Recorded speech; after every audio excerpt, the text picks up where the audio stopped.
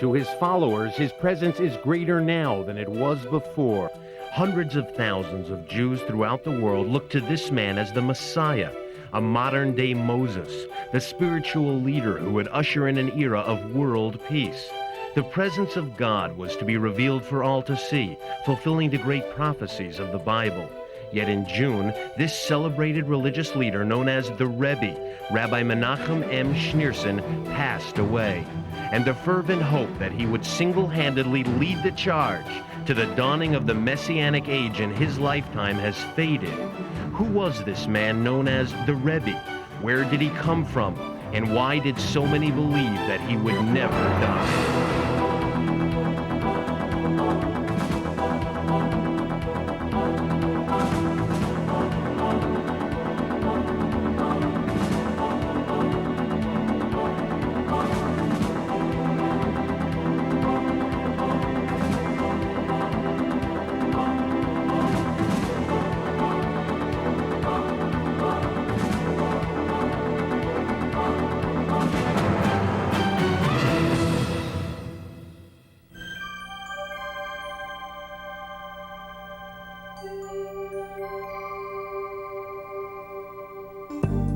Well, the first impression that I remember is the eyes of the rabbi.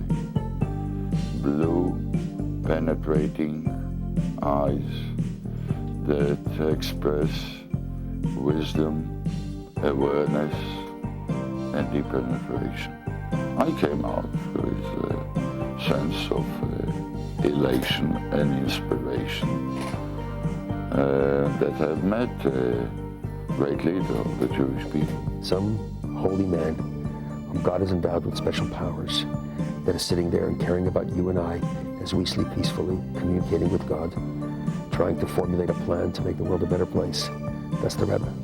His main thrust is bringing into the fold Jews who are gradually or have already lost their Jewish identity.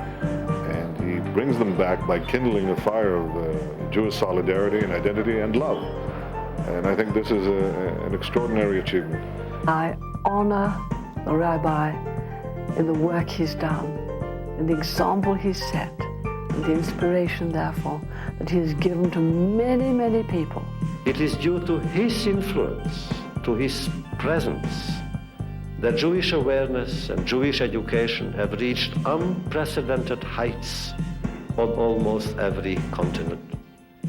Is there a place under the sun where Chabad emissaries have not carried his words of tolerance, rooted in Ahavat Israel, in the love for Israel, which really by extension means love for humanity? He has the two unique and necessary characteristics of a truly great religious leader. Number one is a vast and truly global vision of an ideal future, of what we talk about as the Messianic age. And number two, he has restless urgency and practicality in making that vision actually happen. And it's those two qualities, the prophetic and the practical, which come together so powerfully in him and the movement that he has so transformed.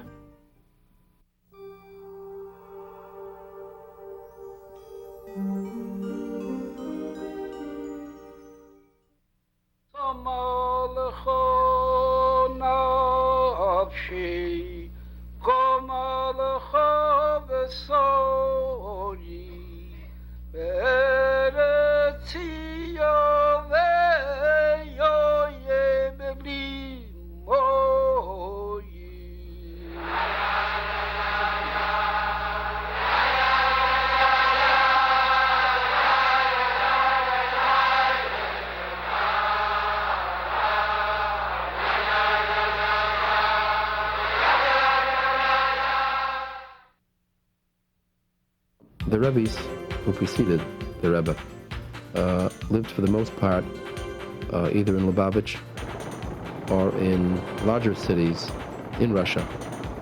And therefore, though they were very influential and looked up to by Jewish people all over the world, their influence was somewhat limited by the milieu and the topography of where they lived, the instant media did not exist in those times, and various pronouncements of the Rebbe would not circulate the world as they do today instantaneously. The Rebbe's administration has been here in this country, in New York, really at the vortex of world activity, and the conglomerate of institutions that he has built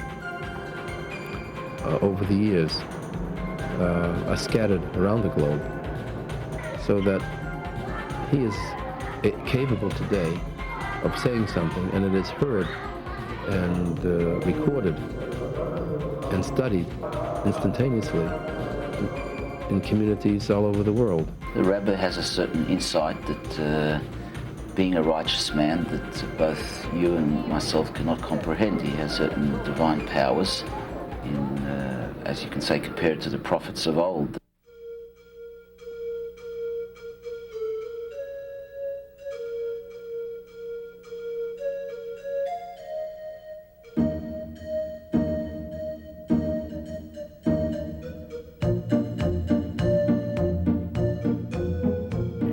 Because Rabbi Schneerson was born in a unique era in which, when he became Rebbe, it was during the crisis of World War II and the Holocaust era, and when so many Jews had just been destroyed. He knew that something had to be done to bring together the remnants of the Jewish people after the Holocaust.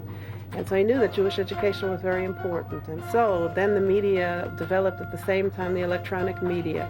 And Jews were searching for their roots. So all these things came together at a unique moment in history so that he was successful in garnering support and raising interest. He's opened the doors of Jewishness to those who really want to understand what it's about. And he's changed the face of the Jewish world.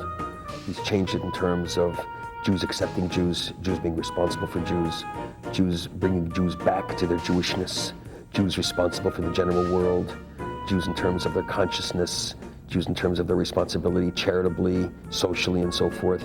He's changed the world of Jewry. They're great promoters of religion. They were the first to create the Hanukkah candle lighting ceremonies, the various shopping centers, first to have the mitzvah tanks, first to have the Purim parades. They actually created an awakening. I think he's a great leader, great delegator, and I think he has the vision, he has vision. And I can only liken him to some business people who have the vision of creating huge corporations. It's a movement with a special philosophy and with a special way of activity, of action. You can meet the Chabad Hasidim everywhere in the world, and they are doing a very important job. People are looking, and they need people to come out and help them. And that's what we're here to do. The reaching out to others, or you might say reaching in, after a while it caught on. Other groups started doing the same thing that Lubavitch implemented, and it became again fashionable.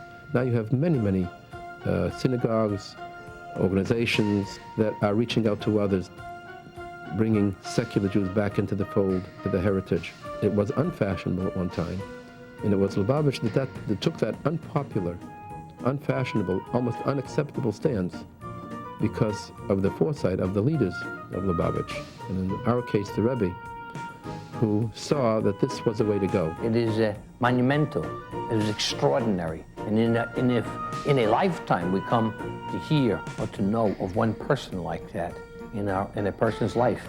It is extraordinary. And yet, he sets an example that I wonder how many people are aware of. He could have chosen to move his headquarters, to move his flock to much more comfortable, much safer surroundings. And I think by his choice of staying in a very difficult setting and environment, he should give hope and inspiration to people that you don't abandon, you don't leave, you don't turn away from your religion or from your home for expedience. And I think that he sets an example not only for the Jewish community, but for people of goodwill. I wish to honor leadership itself in all that is good, honest, just, and in our way of saying it, of good report, and founded upon the great creator to whom we owe everything. The philosophy is very different. Most of the ultra-Orthodox and the Orthodox are they want to keep to themselves. They're afraid of modern life and the influences, drugs and all kind of crime and all this. They're very worried, so they try to be insular and to keep to themselves. Chabad is different from all of those, and that they're not insular. They want to go out and try to influence other Jews. The ultra-Orthodox want nothing to do with television, video. It's treif, it's considered, because you shouldn't touch such things. But Chabad says that any tool that can be used to benefit the Jewish people is kosher. So they use videos and broadcast satellites and everything else, and they're very open. So they're very different. They don't exclude people. They try to bring people together. That turns some people off because they say, what do they want from me? Leave me alone, so why bother me? But it's a very activist approach, which the others don't do very much, or don't do at all. Well, it's difficult, but when you know why you're here for, makes life easier. When you know who sent you, and you see results of your work, you see the appreciation of the people, the appreciation of the Rebbe, the appreciation of the old people you take care of and the kids you teach, and the people of the city. This is what keeps us going, the fruits that we see. Is the first person that really took the responsibility of the Jewish people. So I'd like to say, okay, pick up your sleeves and let's do something. The Jewish world is dissolving. I see here the Italian community would disappear in a few years. There is no future for it. And I think that if we don't come here and really give a big push to it, there would be no future for them. We really came to a desert. There was nothing. We didn't only bring in Yiddishkeit, Judaism, to the people. We brought them happiness. People were not happy. And we explained to the people that one of the biggest mitzvahs is to be besimcha, to be happy. And we bring them simcha and happiness. We're not making everybody religious or everybody Hasidim, but each one of them should just make another mitzvah. There's action, there's not a lot of talk. They do things. Well, they have villages and centers to help people that need help, and people that are in trouble, they can turn to them for help. And in New York, they have centers there too to help people. In other words, an organization that helps.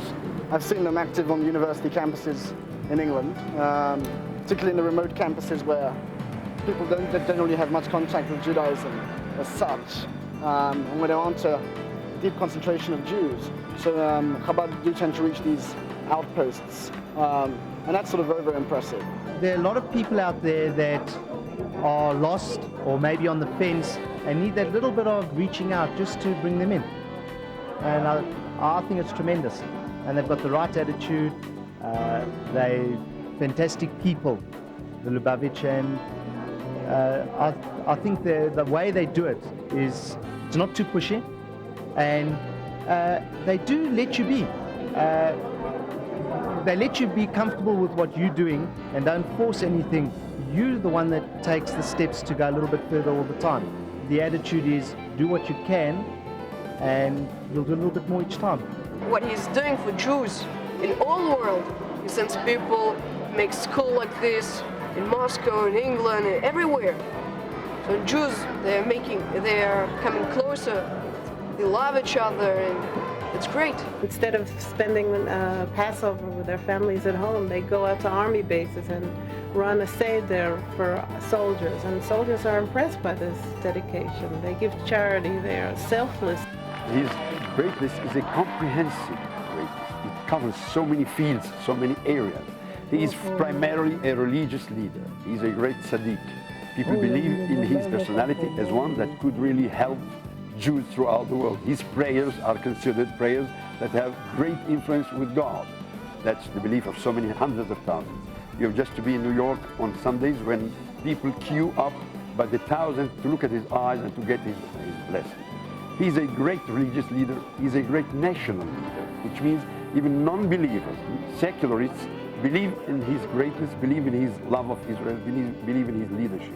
He is a social leader, which means he takes all walks of life, all Jews from all walks of life as equal. He gives the treatment to every Jew as if he was the only Jew on earth. He gets interested in the smallest details of people who write to him. He gets letters by the thousands, by the tens of thousands. He reads all of them, as far as I understand, and he tries to answer everybody. You don't find any leader on the political arena, on the religious arena, on the social arena, on the arts arena, that is interested and that loves every person from all walks of life. He is a lover of Jews.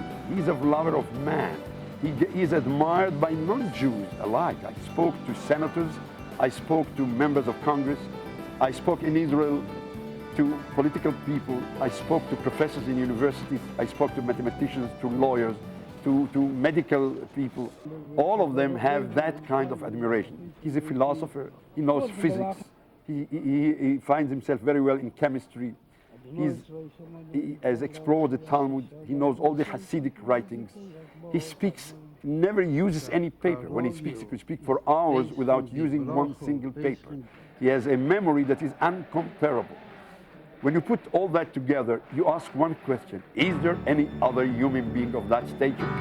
And you close your eyes, try to see all the leaders you know about, all the leaders you read about, and you find that he is one gigantic person that goes in the same line like Maimonides of his time, was the greatest posek, the greatest philosopher.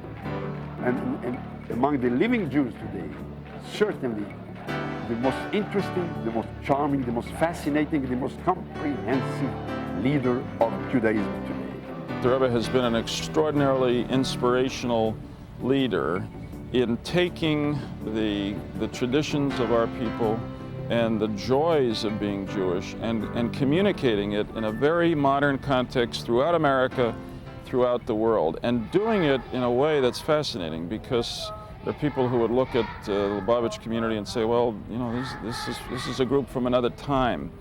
But the genius of the Rebbe has been to take the timeless message of Hasidism and relate it to the contemporary world, and to do it in a way that is understanding and tolerant. To create this message, we're not going to criticize you, individual Jewish person, man or woman, for what you're not doing. We're going to urge you to come with us step by step to improve your life and to make the community, the broader community, better than it would otherwise be. And of course, the heart of that is education. You can't lead, you can't understand, you can't teach, you can't live a full life without understanding and without knowledge of the law, of the Torah. And of course, that's been the great work of the Rebbe.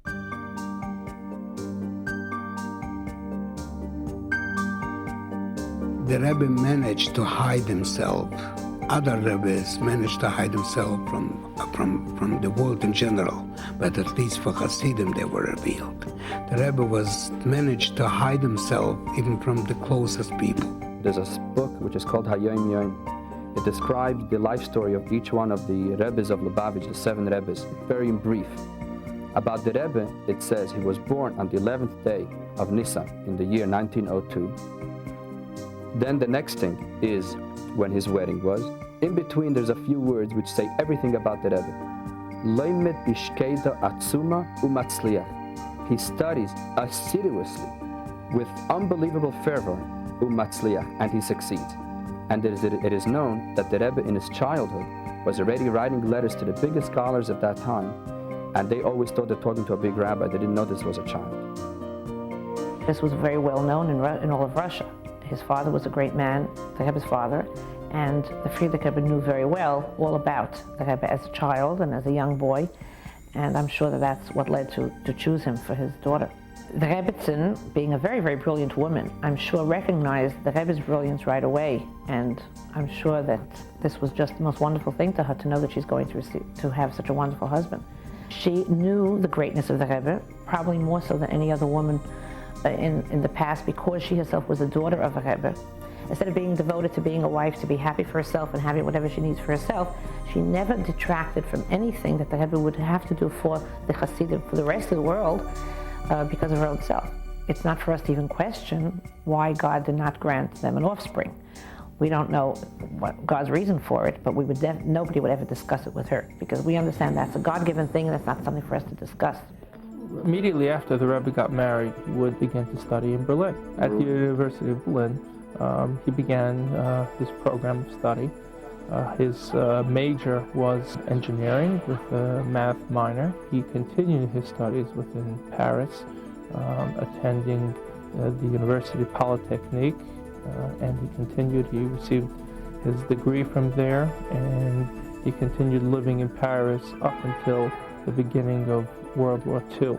When Paris came under threat of attack, the Rebbe then relocated from Paris and then went to Nice and then to Marseille, and from there he eventually made his way to the United States. He amassed a master's degree in engineering. He worked in the Brooklyn Navy Yard for a period of 3.5 years. This was due to the fact that he was a new immigrant here in the country, and we were in wartime, and everyone had to contribute in some way. The Rebbe's work was considered classified. A person came over to me and said, something terrible, something bad happened. I said, tell me what? He said the Rebbe passed away.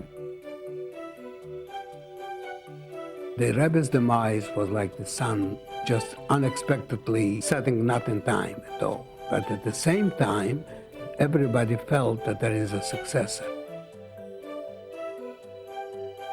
And this is the Rebbe. The only one who didn't accept it, in fact, was the Rebbe. He was against it.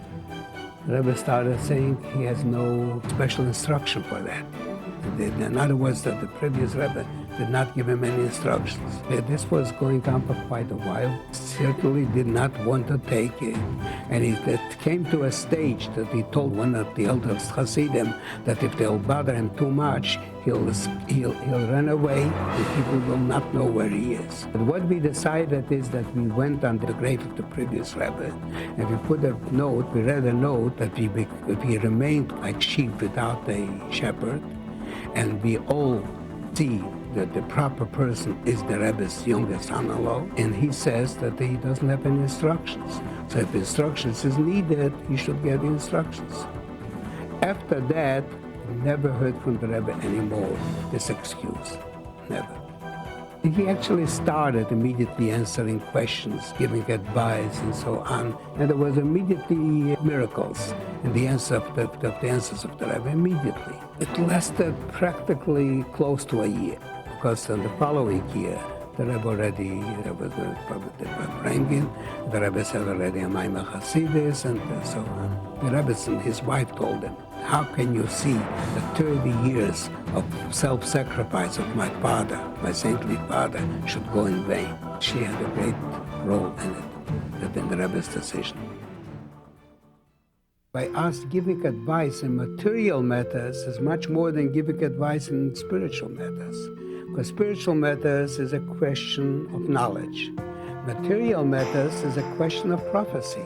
If you take in the totality all those and absolutely infinite number of instances when the Rebbe advised people, save their lives, save their possession, gave them a possibility to achieve a goal in a much faster time than it would be normally achievable. That brings to a conclusion that we deal here, I would say, rather not with an outstanding person, but I use a term characterizing the Rebbe that he is not only an outstanding personality, not only an absolute unique human being, not only a righteous man and the best Torah scholar I ever could imagine exists, but he is a kind of a phenomena in this generation.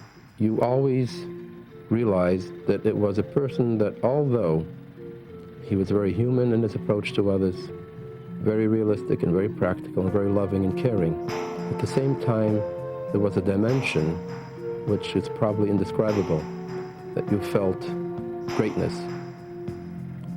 And this continued to mount over the years, because the closer you got, the more distant you felt.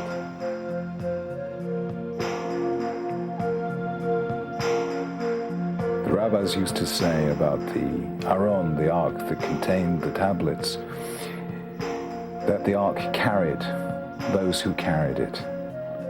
But those people who carried the burden of Torah with most sincerity felt that they were made lighter thereby and lifted by it.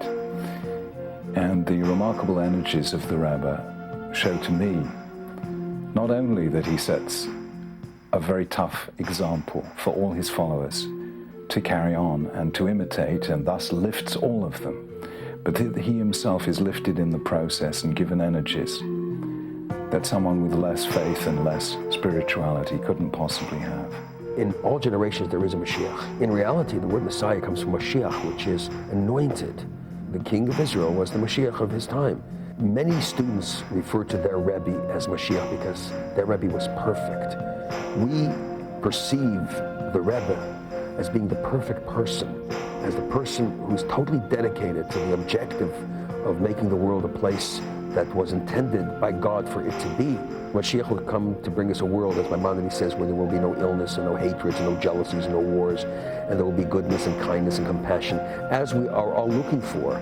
Great leaders, great masters who have seen the Rebbe and have seen his writings have said that this is a leader that one cannot fathom could have been in this generation, and we are literally fortunate that this is our leader for our generation, and the one that hopefully will open the doors of exile and bring us to the Messianic Advent. It's clear that the Rebbe is one of the very greatest Jewish leaders of this century. It's clear also that he's reached out, as few other Jewish leaders have done, beyond the Jewish world, calling on people to pursue religious knowledge and religious values. And in that sense, I think he is one of the great figures of our century.